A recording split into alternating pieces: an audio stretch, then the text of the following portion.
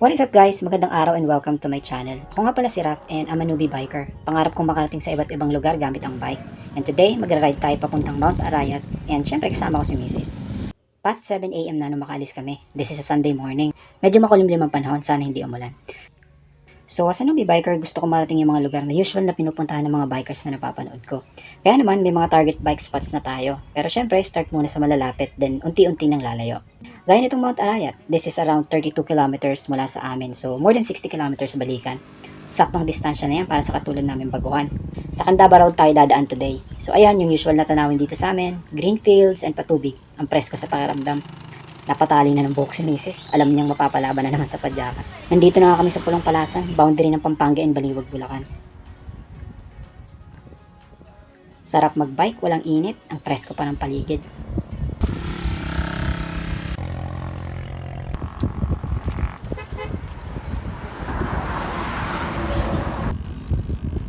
Tumigil muna kami dito sa paligid para magpahinga saglit. Isa rin to sa tambayan ng mga bikers.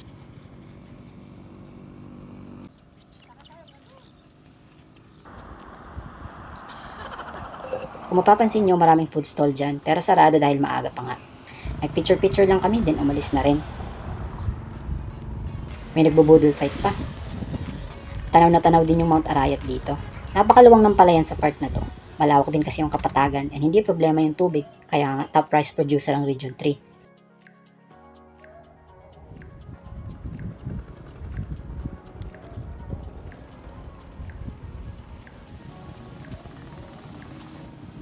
Nasa sentro na ata kami ng Candaba ng mga oras na to, then lumiko na kami pakanan dito sa Arnedo Dike. Bumili muna kami ng buko shake at turon, medyo nagugutom na rin kami ng time na to. Ang amo ng aso't pusa nila dito. Isa rin to sa favorite part ko pag pumupunta ako sa ibang lugar, yung makikipaglaro ko sa mga pets, lalong-lalo na kapag maamo, tapos nangihingi ng pagkain. Ang cute. Aso't pusa dito. Magkasundo pa sila. Tinatanong ako ni Mrs. kung mabilis na daw ba siya. Sabi ko lang, ha? Hotdog. Di talaga magpapagutom, may sukbit ng buko shake. At ayan, nandito na kami sa Barangay Pansinaw. Palapit na kami ng palapit sa Mount Arayat. Marami rin kami nakakasalubong ng mga bikers. Siyempre, pag nagkasalubong, nagbabatian, tanguan or busina.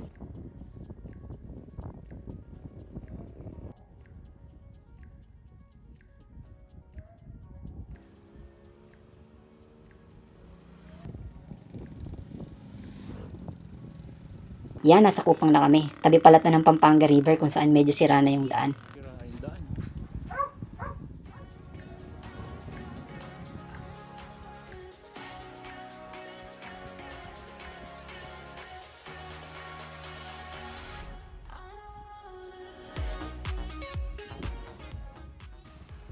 Lumagpas kami ng konti, dapat liliko na kami dyan, kaya naman bumalik kami. At ayan, nasa harap na namin yung Mount Arayat. Kumbaga siya na yung tinutumbok namin.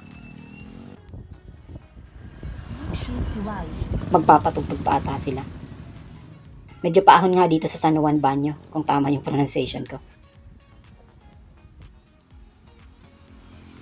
And finally, narating na namin tong National Park. Pumila muna kami sa entrance para magbayad ng 75 pesos each.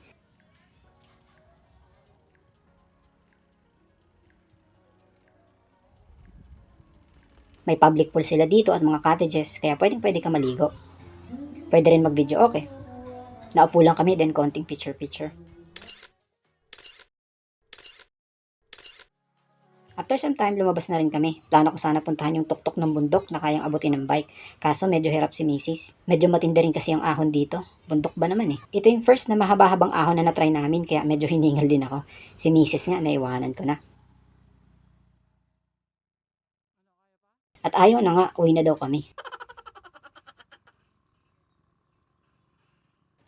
Umahon pa ako ng konti. Curious lang ako kung anong meron sa taas. Hinihingal lang ako dyan.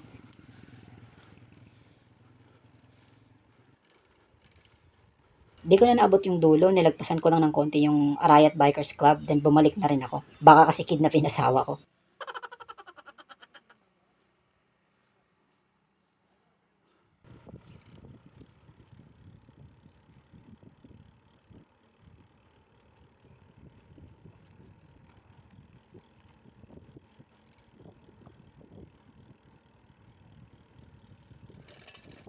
Ang ingay pa nga ng tumbler ko dyan. Sarap sa feeling kapag palusong, tas freewheeling.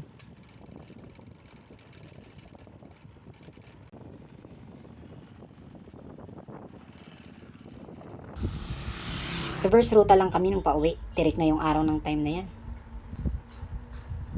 Gandahan lang talaga kapag Sunday ride is wala halos sasakyan, kaya smooth na smooth lang.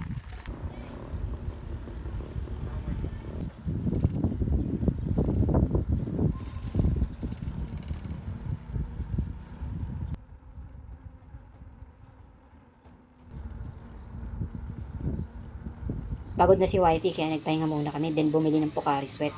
Dami na kasing nawalang sweat. At ayan, pa-exit na kami ng Pampanga, papasok ng Bulacan.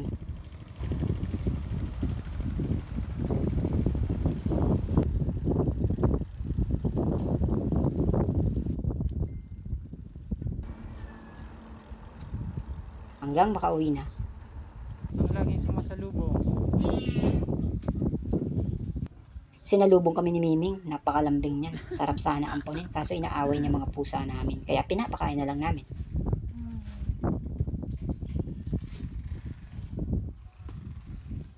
Home, sweetie home. Ayan yung hindi ampon, napakataba niyan, 6.5 kilograms nung huling tinimbang ko. Salamat sa panonood guys, and I would appreciate kung magsusubscribe kayo. Next time, mas maganda na yung quality ng videos natin. May action cam na tayo, kaya abangan nyo yan. Muli, salamat and see you next time.